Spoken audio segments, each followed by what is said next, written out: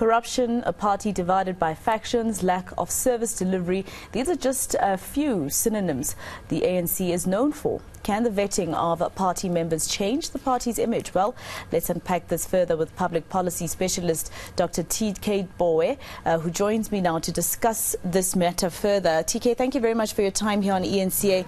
This recommendation obviously sounds good, especially to the public that has been subjected to the alleged corruption by some ANC members. But will it assist the party in this crisis? No, thanks for having me. I don't think so, because if you go back to even the 2012 documents, the issue of auditing of members and discussions like that were had. So in the interim, what has happened? I think sometimes this is where I always believe there's a misdiagnosis what the actual problem is. Yes, membership is a problem, but I think the bigger issue is this is a party which, in the absence of having a vision for what it wants to do and what the country needs, it's unable to really say, are we up to the test? So I think this is really the big problem, that yes, membership is a problem, but the real big issue is that because there's no clear leadership, it's very hard to recruit when you don't have a vision, because it means basically everything and everyone is welcome. As I've seen, that sometimes it includes criminals. And, in terms of the constitution having to be amended, the ANC's constitution having to be amended to make way for this recommendation. And as you said, since 2012, the ANC has been talking about renewing itself. It's been talking about this exact recommendation for years. That's 10 years this year. They said within 10 years they want to have renewed themselves. That lapses in December, 4 months' time, and they haven't been able to. So what do you think is stopping them? And this resistance that people like your Kgalema Motlanthe are getting from members who are not wanting this recommendation to be implemented? Well, I think, look, I wrote an article, I think a month back, saying, look, you can't keep saying something needs renewal if it's dead. And I think we should just have to accept the fact that, look, in terms of a viable modern political party, the ANC is dead to that. And I think that really is at the heart of it. The ANC refuses to operate as a modern political party, because if it operated as a modern political party, it would pay more attention to what the citizens of this country want rather than itself. I mean, if you go through the policy documents in itself, it's filled with a lot of what I might say rhetorics about the past, about big language. And I think one of your presenters, Mr. Sila Tuza, likes the word lumpen proletariat, which really means nothing to the mass majority of South Africans. So the big thing is the ANC refuses to modernize. The ANC refuses to understand the context in which it's surviving in South Africa. And thirdly, and I think this is a historical point, the ANC is an institution which is very poor at learning. It did not learn the lessons of ZANU-PF. It did not learn the lessons of the MPA. It has not learned the lessons of Frelimo and other liberation movements. And remember, this is a party that came in to 1994. It had a whole history to learn from, but it just refuses to learn as an institution. And if you refuse to do that, no wonder people are speaking of your demise, if not your demise already.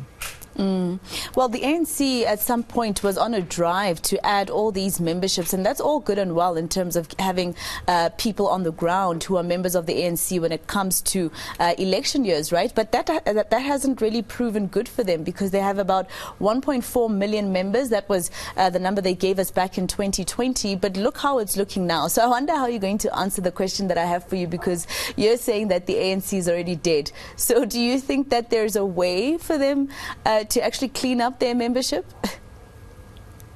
Well, the first thing I think, if I was in their position, I'd do, and I say this, what I mean dead, I mean as in they have got no vision. So they're just basically a walking zombie. I think in another word. Look, the ANC actually has got very good, capable leaders in the private sector and other areas of society. What they should be doing is getting those people to run for the high positions of the ANC. Let those people guide the ANC.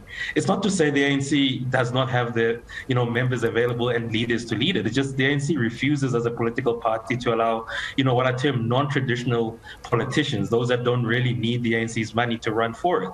So in the absence of the ANC admitting to say, listen, let's actually go to some of our quote-unquote cadres in the private sector and other institutions, say, listen, clearly we have failed, please come in. Until the ANC does that, the ANC will simply just be a dead party. And I mean dead by the fact that the ANC cannot tell me one thing the ANC has done which no other political party in South Africa could have done. But if you look at its long history, the ANC has a very grand history. It's got great leaders. I mean, if you talked about Pixie Kaseme, that's what I mean when I say the ANC is dead, which is to say it's dead to the vision that actually got it to become a party which is alive and relevant to institutions. Yes, look, it might even win and take 50% in the next elections, But what will it really do? Because we've seen what the ANC has been unable to do the last 2 decades. So that's what I mean by being dead. And until the ANC actually says, listen, let's go to more capable leaders, because it means nothing to have 1.4 million. What does it really mean? It just means people are paying 25 or 35 rand. Are they contributing to the party? Are they giving anything back? And I think that's the problem with the ANC.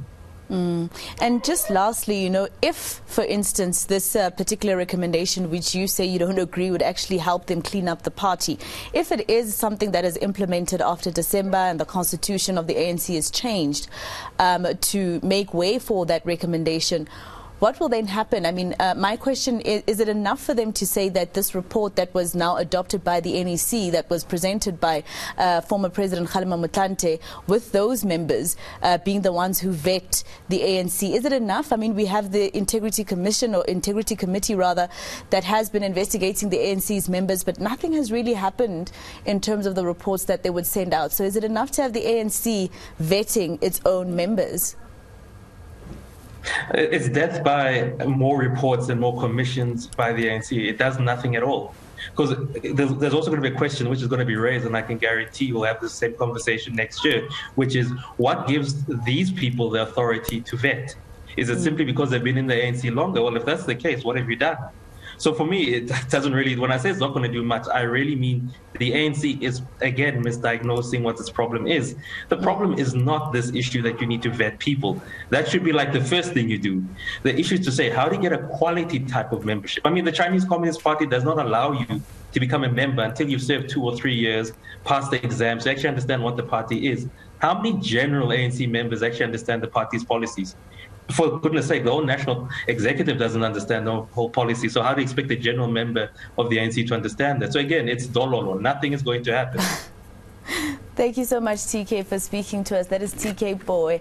He is a public policy specialist speaking to us there about the problems that the ANC forever faces in recent days.